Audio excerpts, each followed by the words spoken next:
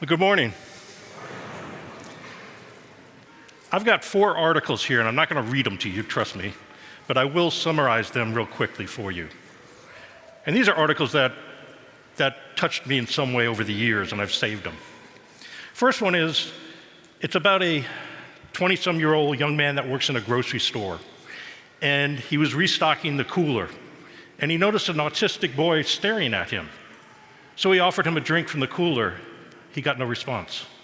He said, "Would you like to help me restock the cooler?" The boy's face lit up, and he taught him how to restock the cooler. The father witnessed that, and that's why this article was written. The second one is about another young man. His name is Keegan, and Keegan was 10 years old, and he was diagnosed with terminal cancer. He had a very short time to live. His parents, coming to the understanding of what's happening, said to him, "What do you want to do? Basically, what do you want to do with the time left?" And he said, "Well, there's homeless people in the woods that are hungry. I'd like to feed them." And that's what he did.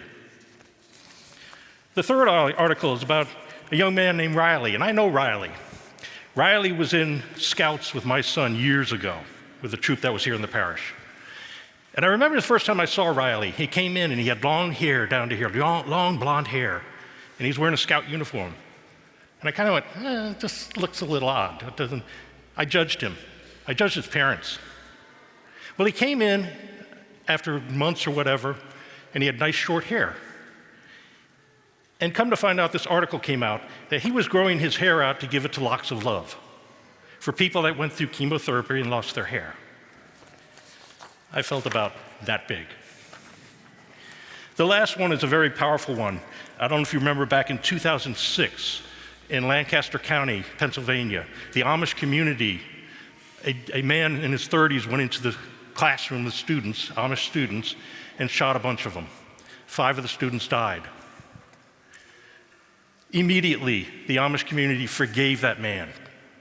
Not only did they forgive him, but they made sure that the parents of that young man were taken care of, that they were doing okay. My friends, I tell you about these articles because that's what this gospel's about. That's exactly what it's about. So I show you that, and I tell you that it can be done. This is a really difficult, if not the most difficult, preaching of Jesus. It goes against everything in our human nature. To love our enemies, to forgive them, to be merciful to them. If somebody asks for something, give them something more than what they're asking for. If we loan money, don't expect it back. These are things that go against us. They're difficult to do. They're very difficult to do. But in witness of those articles, they can be done. I'd like to offer to you maybe a little bit different way of looking at that gospel reading that maybe can help us when those situations come up, when we're called to do these things that are difficult to do. I want you to take a minute, think in your minds of everything you own, all the things that are important to you, your possessions, the things you've worked very hard to gain. Think of the people in your life that you love so dearly. Think of everything that you have. Like I said, a lot of it you worked so hard for to gain. None of it you own. None of it any of us own. It's not ours. Everything we have, every single thing we have, every day we have, is a gift from God, given to us graciously. And all he asks us to do is be good stewards of what he gives us. And by that, use it to serve other people in the world. Use the gifts and the goodness that he's given us to serve others. We don't own it. It's not ours. When we think of it that way, it might be a little easier to give of those things. It's still a challenge. It's still something that we have to work at because we are our human nature, and the world tells us not to do those things. The world tells us, gather in, get as much as you can, it's yours.